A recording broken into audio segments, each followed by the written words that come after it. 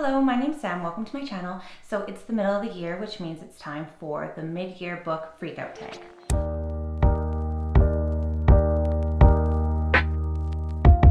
I love watching these videos because I feel like it gives such a perfect snapshot of someone's reading, their favorites, least favorites, yada yada yada. So question number one is the best book you've read so far. And I feel like compared to other years, I don't feel like I've read as much as I usually read. I've only finished like 38 books so far this year, whereas last year, I think by this time, I had finished 56. And I know it's not a competition, I just feel like I haven't had as much of quantity because I've been doing this. I've been trying to make videos, and when you're learning something new and figuring out something new, I feel like you're using up a lot of your brain power, and instead of reading, I'm figuring out editing and planning and all that. So I haven't read as much as I would have liked to. I think I've only had 7 5-stars so far this year, and I feel like I rate books really highly, and so 7 just seems a little bit low. I'd say my favorite so far this year has been The 7-Year Slip by Ashley Poston. So this is a romance between Clementine and Ewan, and Clementine her aunt has this apartment, and her aunt has always told her it's a magical apartment, that when the time is right, whenever the apartment feels like the time is right, it'll transport you 7 years in the past. So when you're in the apartment, you're in the past, and as soon as you leave the apartment, you're back in your present timeline, and then the next time you go into the apartment, you may or may not go back to 7 years, or it may just be the present. So the apartment kind of does whatever it wants. So Clementine's aunt passes away, and she leaves her the apartment, and then one morning she wakes up, and there's this guy in her apartment that she doesn't know. And all the decor is how it was before her aunt passes away, and she realizes that she is 7 years in the past. So it's the relationship between Clementine and Ewan while they're in the apartment, and then also in the present timeline, Clementine finds the Ewan of the present, and they're like rekindling as well. So it's kind of like a second chance romance as well. And I just absolutely loved it. I was kicking my feet. It was cute. It had really good conversations as well. Like, it wasn't just the romance. It also talked a lot about grief and like personal development and growth. Like, the person you are 7 years ago isn't going to be the same person that you are today. And the side characters in this were really good as well. I also find that I really love a romance that has a speculative element, because I feel like it takes away the need to have like unnecessary conflict, like a third act breakup or miscommunication, because you have the conflict with the speculative element. I know a lot of people like those tropes. I know a lot of people like those tropes. I personally don't, so that's why I find a speculative element to be something that I really like in a romance. Question number 2 is the best sequel you've read so far this year. And I was actually surprised. I have continued in 5 series.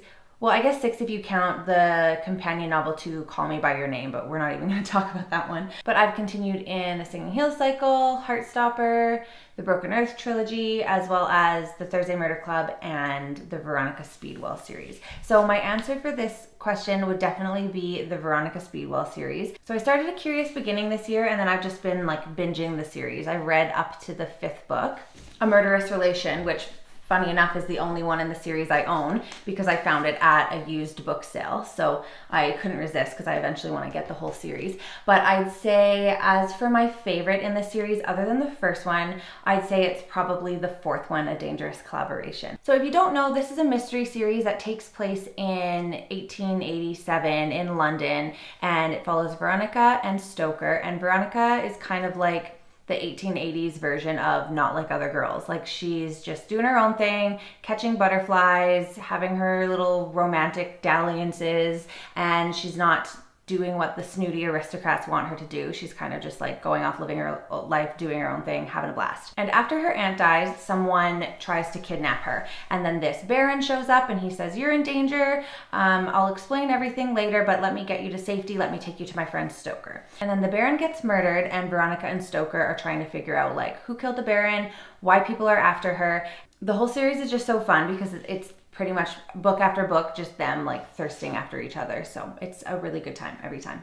Question number 3 is a new release you haven't yet gotten to.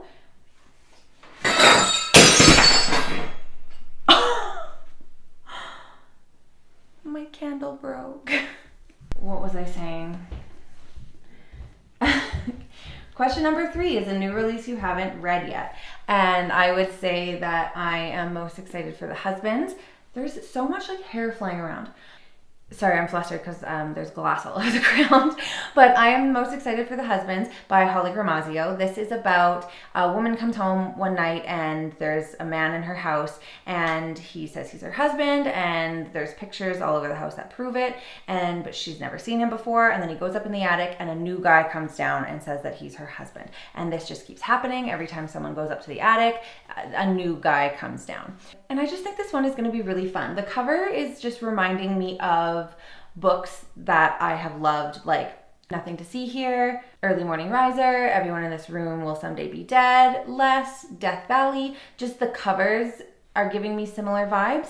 And I'm kind of thinking if it's that kind of like silly tone as well, I think I'll absolutely love it. This has been comped to The Midnight Library, just those conversations of having these like endless lives available to you, and are you just going to keep living like this, or are you eventually going to pick one? I didn't love The Midnight Library, but I think that the tone of The Midnight Library was a little bit more serious, and I feel like this one is going to be a little bit more silly. This also has a really low Goodreads rating. This has like a 3.55, I think. If I'm correct about the tone of this, I just feel like it's going to be a win. Like I feel like it's going to be a 5-star for me, because I'm also thinking of, you know, like Early Morning Riser and Death Valley. Those have really low ratings, but are some of my all-time favorite books. So I'm just getting the same vibes as those ones, and I'm hoping that this one will be a win. Let's go back to my pile of things that fell over. I also need to get to Everyone on This Train is a Suspect. This is the sequel to Everyone in My Family Has Killed Someone by Benjamin Stevenson. And I'm hoping this one will be just as fun as the first one. That one is written like direct to reader, breaks the fourth wall. And it's following Ernie, who's basically on like the strangest family reunion ever after his brother gets out of jail for killing someone, and Ernie is responsible for why he went to jail. And in this one, I think he's on a train, I mean, you'd think, going to a writing retreat, and someone on the train dies. So I feel like it's going to be just as fun as the first one, and I'm excited to get to this one. Question number 4 is most anticipated release for the second half of the year, and I think this one technically comes out June 25th, so I know it's not technically the second half of the year, but I'm going to count it here anyways. Ashley Poston has a new book coming out called A Novel Love Story, and I briefly read the synopsis, but it sounds like she gets trapped in a romance novel. And I feel like it's going to be the same kind of like romance with that speculative element, so I'm looking forward to getting that one. As well, one of my all-time favorite authors, T. Kingfisher, has a new book coming out August 6th called A Sorceress Comes to Call, and this is about a girl who lives in a tower with her mother. Her mother is like this evil witch sorceress, and she traps her in this tower. She's like forced to stay still for like hours on end, and then they flee in the middle of the night, and then the mother is trying to, I think, like seduce this king or marry this king, and then the daughter and the sister of the king, I think, are trying to stop her. And it kind of was giving me like Rapunzel vibes, but the synopsis said it was a retelling of Brothers Grimm's The Goose Girl, which I know nothing about. But either way, I'm excited to read this one because I love everything that T. Kingfisher writes, with the exception of one book. Everything has been like 5-star all-time favorite. So I'm very excited for that one. Question number 5 is biggest disappointment, and I guess I will kind of tie into T. Kingfisher. So the one book that I've read from her that I didn't love was Thornhedge. Now, biggest disappointment is putting it just really, it's very mildly a disappointment because it was still a good book. I think gave it like 3 or 3.5 stars. I just always expect T. Kingfisher's books to like change my life, and this one was just like an okay story. It was like a novella, like a retelling of like Sleeping Beauty kind of situation. Number 6 is biggest surprise, and I have 3 answers for this one kind of for different reasons. So the first one being Mayfly by C.J. Lead, and that one surprised me in a bad way, just with how graphic it was. So it's about a female serial killer, and she works at Disneyland. She's like Elsa by day, serial killer by night. And yeah, it was just very gruesome, and everything is described in details, and she just does like the grossest shit. So that one was gross. I didn't end up loving it. I think I gave it like a 2.5 star. I did really like the ending though. The ending surprised me as well, but yeah, just overall, like just the grossness of it, I couldn't do it. Another one that surprised me was Midnight is the Darkest Hour by Ashley Winstead. And this one surprised me because I was expecting to like actively dislike this book. Like I think it has a 3.45 on Goodreads and most people were disliking it, but I had such a good time. This one is about like this really religious like southern town, and the main character is like the Southern Belle and her best friend is like the town bad boy, like the only one that like doesn't go to church. And she's like spends the whole book wondering if she's a vampire and like secretly hoping that he's Edward Cullen. And the book kicks off with finding out that when they were kids, they killed somebody. And then it's the town like finding this skull and kind of thinking that other things in the town don't quite make sense. And maybe these people that have been dying of natural causes, maybe they've been being murdered this whole time. And it's, I don't even remember the main character's name, but it's her and Everett, and the ending just absolutely goes off the rails and like stays off the rails. And I can understand why it has a low rating, but at the same time I can't, because like I just had so much fun with it. Like I feel like if you go into it like not taking it seriously, like you'd have a good time. And the third one that surprised me was Part of Your World by Abby Jimenez, because I was just kind of expecting it to be, you know, like your average good romance. And I ended up absolutely loving it. It's probably one of my all-time favorite romances, my favorite book from Abby Jimenez so far. And we're following Daniel and Alexis. And Alexis is like this big city doctor, and Daniel is like this small town mayor, runs a bed and breakfast. And their paths cross, they fall in love, as you do in a romance, and it's them trying to figure out how to make their totally different worlds work together.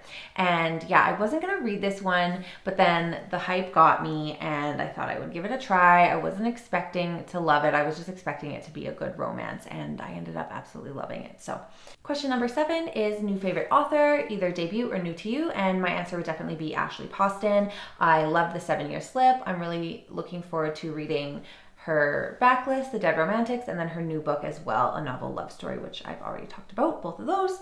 And as for authors that I would read from again, I would definitely read from Melissa Brodeur, Gus Morena, Bolu Babalola, Hannah Grace, and Sabrina Imbler. And I'll put the books that I've read from them on the screen. Question number 8 is newest fictional crush. And I find I don't usually get like fictional crushes because they're usually in romance books. And if a romance is done well, like I'm not going to be crushing on that person because like they're not my man. Why would I do that? They're in love with this other person is in love with them. So yeah, if the romance is done well, I'm not going to have a crush on them. And then if the romance isn't done well, I'm not going to have a crush on them because like the romance isn't done well. Like this person like sucks a little bit. So I usually don't have an answer for that one. I'd say if I had to give an answer, it would be the dog from Lessons in Chemistry. Just kidding. If I had to give an answer, it would be Stoker from Veronica Speedwell. Question number 9 is newest favorite character. And I would say, I want to say Stoker for this one. Okay. Maybe I just lied to you. I said I don't have a fictional crush, but I think actually it's Stoker. He's like, I love him. He's the best. So I guess I should tell you who Stoker is. So when I read the synopses for A Curious Beginning, I was expecting Stoker to be like this, like skinny, like aristocrat guy with like a bowler hat. I don't know. I'm like picturing, if I can, I'll find like who I'm picturing and I'll like put it on the screen. But instead who Stoker actually is like this like big like burly guy with like an eye patch, and he like does taxidermy, and he's always like got his shirt off and he's always sweaty and like covered in sawdust. And he's got an eye patch and he's got scars and he's got tattoos. So I was expecting this like coded person, but instead I got like Jason Momoa. So that was really unexpected. So yeah, I take that back. He, I say, would be my fictional crush and one of my favorite characters. As well, if I had to pick someone else, it would be Joyce from the Thursday Murder Club. So she's like, so if Stoker is like Jason Momoa coded, she's like Betty White coded. Like she's just like everything that you would picture in like this like little grandma. She's always like baking cakes, and like she's just funny, and she's like getting into trouble all the time, and she's just like the cute little grandma of like the Thursday Murder Club, and I love her. Question number 10 is a book that made you cry. Speaking of Thursday Murder Club, I was expecting to absolutely sob at The Last Devil to Die, and it didn't make me cry, and I'm really disappointed, and I don't know if it was just because I was expecting it, because I was seeing a lot of people crying at a certain part in A Last Devil to Die. So I was expecting to be sad. So I think that that was maybe part of why I wasn't sad, was because I was like anticipating it. Or maybe I'm just like heartless, I don't know. But I wanted to sob, I didn't sob. I did tear up a little bit at the 7-Year Slip and Part of Your World, but I am really hoping to find more books to make me absolutely sob, because I've only bawled my eyes out at 4 books and I want more. On the opposite end, question 11 is a book that made you happy, and I'd say like any of the romances I read. Heartstopper, I've already talked about the 7-Year Slip and Part of Your World, but I also read Icebreaker. What other romances did I read? Honey and Spice by Bolu Babalola. And that book was such an unexpectedly good romance. Any romance that has like good banter, nicknames, like I'm just kicking my feet. Number 12 is the most beautiful book you've bought or received. And I would say it's definitely Shark Heart by Emily Hebeck. This one I found used. I'm always like so impressed when I find like a used book that's in like such good condition. So this one is about a couple who recently got married, and then he gets a rare diagnosis where he's going to maintain all of his memories and consciousness, but he's slowly turning into a shark. And I'm really excited to read this one because it's like it's written like everything is like short paragraphs, like not all the pages are totally full of words. And I just love when, you know, I'm reading a book this size, but it's like really like half a book. Like I feel like it's gonna take me no time to get through. And that is a plus for me if a book doesn't have a ton of words. Yeah, I love this cover. I think it's just really pretty, and I'm really anticipating this one. Number 13, and the last question, is a book you still need to read. And I would say just the books that I've had the longest. So the book that's been on my TBR the longest, or that I've owned the longest, is Babel by R.F. Kuang. And I just haven't gotten to this one yet because honestly I'm really intimidated by it. Like it's really long, and I think it's gonna be one where I really have to like focus and pay attention and really be into it and have a lot of like spare time for it, because I find if a book takes me a really long time to read, and I feel like this one might just because it's like heavier, then it usually ends up impacting my enjoyment of the book if it takes me a while to get through one. So I just need to find a good chunk of time where I have a lot of time to read and then just read this one. But yeah, that's it for the mid-year book freak out tag. Thank you for watching if you did, and maybe I will see you again in my next video. Thanks, bye.